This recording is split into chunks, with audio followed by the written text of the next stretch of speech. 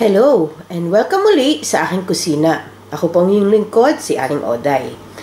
Gagawa tayo ngayon ng sinigang na hipon.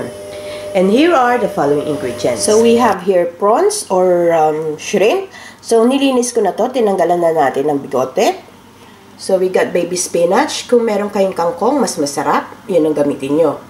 So sa ating vegetable, we got eggplant or talong, tomatoes, onions, labanos or horseradish, sitaw, and sili. So, gagamit din tayo, of course, ng sinigang mix. Yung sinigang mix na ginamit ko, gagamitin natin yung with sili. Masarap ito para sa sinigang na hipon. So, gagamit tayo ng salt to taste. And this is an entirely optional ingredients, tomato sauce. So, magtataka kayo, bakit tomato sauce? It will just give a different kind of twist sa lasa. So, but this is entirely optional. And of course, gagamit tayo ng water para sa ating soup. So, dito sa ating cooking pot with water, ilagay na natin yung kamatis. And onions or sibuyas. So, kung susubukan yung gamitin ng tomato sauce, so, pwede nyo nang i-add ngayon. So, optional lang ito, as I said. And then, we will boil this hanggang maluto yung ating onion and tomato. So, itong ating talong habang hindi pa natin kailangan, so ibabad lang natin siya sa water para hindi mag-discolorate. So, yan. This been boiling for about 5 minutes now. So, titimplahan na natin ngayon to. Itong ating sinigang mix, depende sa inyo kung gaano kaasim nyo gusto.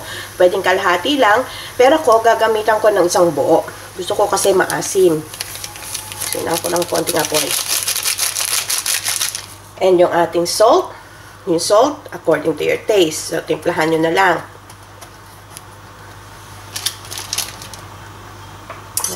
Haluin lang natin.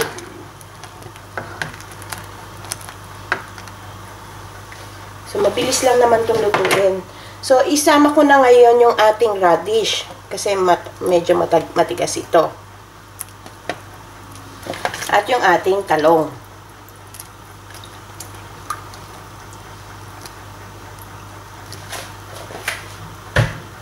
Sama na natin yung sili.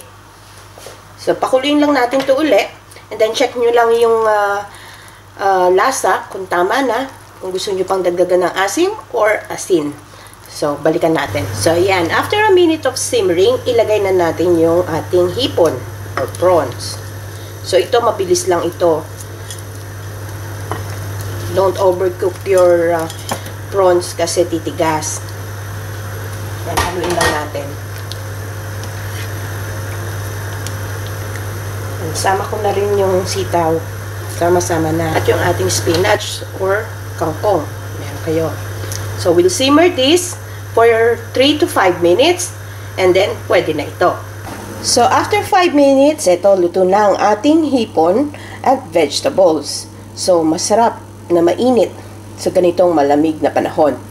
So, sana magustuhan nyo itong recipe na ito and share it with your friends. Hanggang sa susunod kong video, magkita-kita ulit tayo. Salamat! Bye!